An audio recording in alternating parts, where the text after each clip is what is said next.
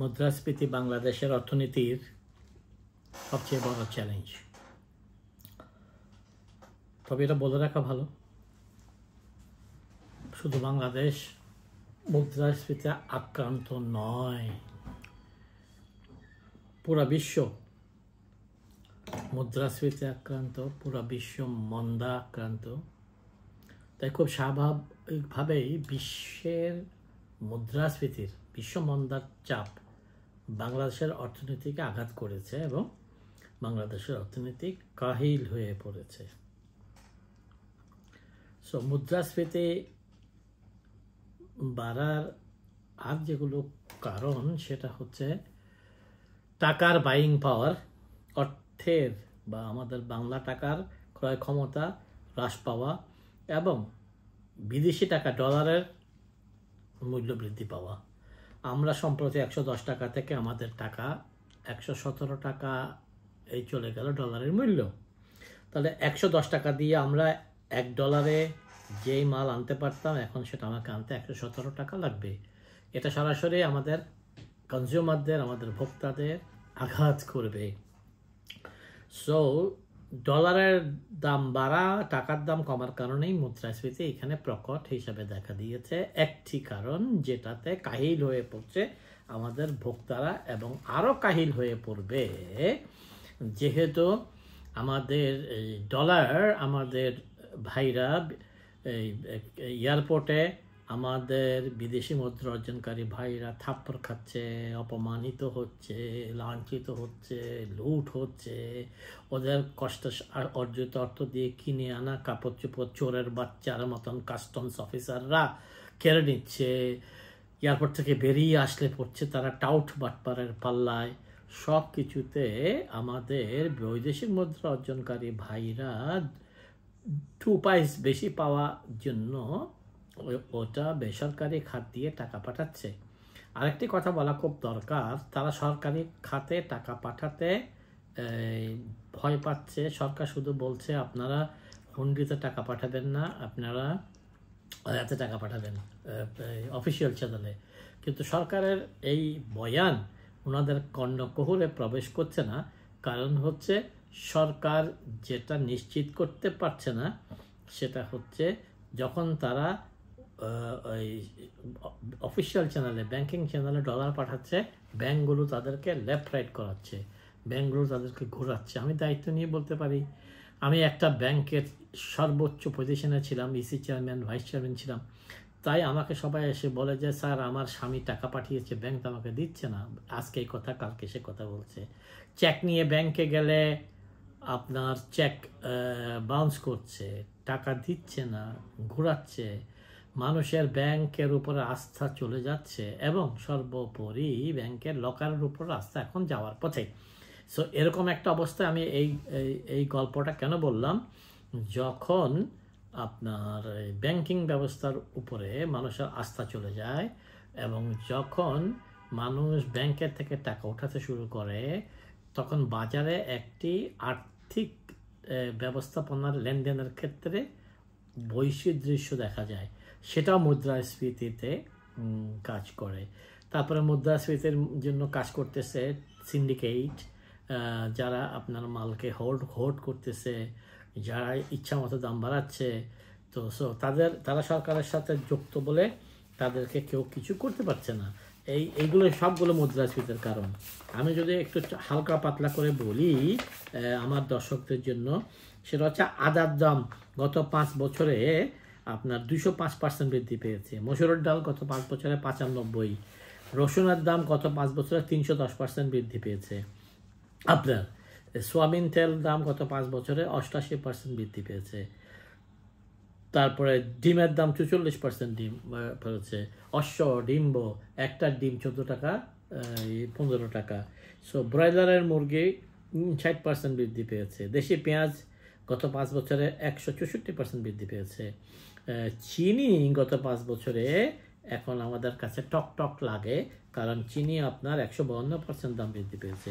So এইটাই হচ্ছে মুদ্রাস্ফীতি, যে মানুষের বেতন একই থাকবে আর তার ব্যয় বৃদ্ধি পাবে। এটাতে মানুষ কাহিল হবে, আমি মনে করি, আমি ভয় পাচ্ছি সরকার যদি এখনই তৎপর না হয়, আপনার এই বুদ্ধিমান মানুষদেরকে সরকার যদি তার কাছে না আনে, আপনার অযোগ্য ব্যক্তিদেরকে অর্থমন্ত্রী হিসেবে রাখে, তাহলে আমার মনে হয় মুদ্রাস্ফীতি বাংলাদেশে আরও বৃদ্ধি পাবে। এখন কিছু সরকারি হিসাবে আসা যাক। সরকার মুদ্রাস্ফীতিকে সিঙ্গেল ডিজিটে আছে দেখাচ্ছে।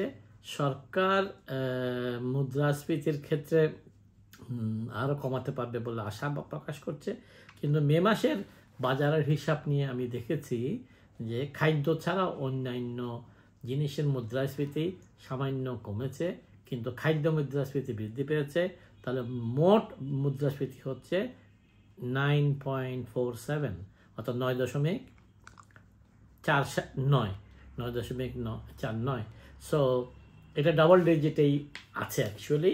আমরা মানুষকে হতাশ না করার জন্য এটা একটু কমিয়ে দেখাচ্ছি।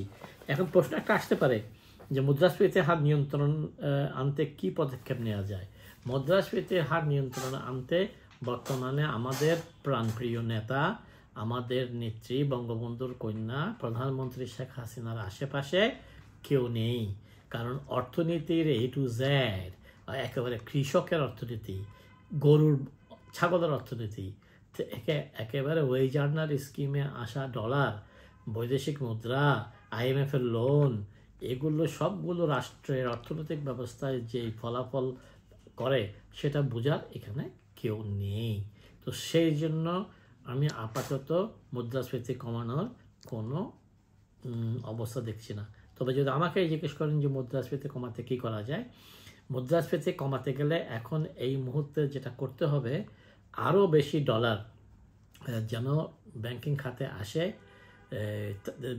এই ওই জান্নার এদেরকে যেন থাপ্পড় মারা না হয়, জাতীয় বীর হিসাবে দেখা হয়, তাদেরকে ফরেন এক্সচেঞ্জ VIP হিসাবে কার্ড দেওয়া হয় তাদের, তাহলে তারা যদি সেই সম্মানের লোভে ডলার সাপ্লাই বৃদ্ধি পায়, তাহলে ডলারের মূল্য আমরা আর না বাড়িয়েও পারবো।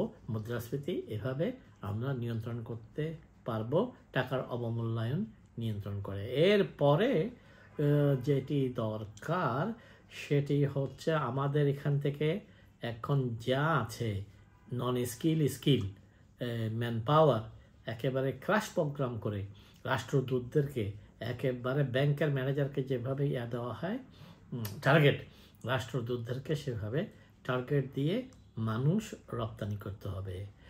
এটা ডলার যেন আমাদের আশা বৃদ্ধি পায়।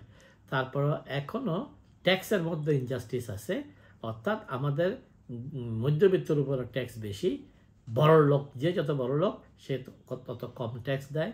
তারপরে বড় লোকের নিচে যারা ঘুষ লোক আছে, দুর্নীতিবাজ আছে, কসাই আছে, শিক্ষক চোর আছে, ডাক্তার চোর আছে, ক্লিনিক্স আছে, ল্যাবরেটরি আছে, হাসপাতালগুলো আছে, এভার কেয়ার, আপনার তারপর স্কোয়ার, ইউনাইটেড, এরা কেউ ঠিকভাবে ট্যাক্স দেয় না। তাই ট্যাক্স যদি ঠিকভাবে সরকার না পায়, তাহলে সরকারকে ব্যাংক থেকে লোন নিতে হবে। ব্যাংক থেকে লোন নিলে বেসরকারি খাত লোন কম পাবে, উৎপাদন কম হবে, মুদ্রাস্ফীতি বাড়বে। সর্বশেষ যে জিনিসটি দিয়ে মুদ্রাস্ফীতি কমানো যেত, এরা করতে পারবে না, সেটা হচ্ছে এই ভ্যাট। অতি বড় লোকরা যেই সমস্ত পণ্য ব্যবহার করে এবং 2500 সিসির উপরে, এবং যারা গোল্ডেন জিলাপি খায় তাদের জন্য ভ্যাটের হার 25% করে দেওয়া উচিত। আর তারপরে নিচের স্তরের জন্য ভ্যাটের হার 20% করা উচিত। মধ্যবিত্ত আমরা যারা বিভিন্ন কনজিউমার করি, আমাদের জন্য বর্তমানে 15% থাকতে পারে। গরিব মানুষের জন্য, গরিব মানুষ যে সমস্ত পণ্য ব্যবহার করে বেঁচে থাকার যেগুলো উপকরণ, সেই এইগুলো ভ্যাট আরও কমাতে পারে। যেমন বিদ্যুৎ এখন আপনার 50 ইউনিট পর্যন্ত যারা ব্যবহার করবে তাদেরকে ভ্যাট আরও কমিয়ে দিতে হবে। অর্থাৎ ভ্যাট ইনজাস্টিস বলে একটা কথা আছে, সেটার দিকে মনোযোগ দিতে হবে। দুটো শব্দ আমি বললাম, আমাদের অর্থনীতিবিদরা যারা চেয়ারে আছে তারা এগুলো জানে কিনা, যে ভ্যাট ইনজাস্টিস, ট্যাক্স ইনজাস্টিস এবং এই যে অর্থনীতির যাতা কলে যে গরিব মোরা চাপটা হচ্ছে, এটার জন্য তাড়াতাড়ি ব্যবস্থা নিতে হবে। আরেকটি বিষয় নিয়ে আমি একটু চিন্তিত। আমাদের পাশের দেশের নির্বাচন দেখছি এবং দেখছি যে আমাদের সরকারের অকৃত্রিম বন্ধু মোদি, জনাব মোদি খুব ভালো অবস্থায় নেই। যদি ভারতে একটা কোয়ালিশন গভর্নমেন্ট হয়, যদি ভারতে মোদির একক ছত্র আধিপত্য কমে যায়, তাহলে বাংলাদেশের ক্ষেত্রে এটা বিরূপ ফল প্রভাব করবে।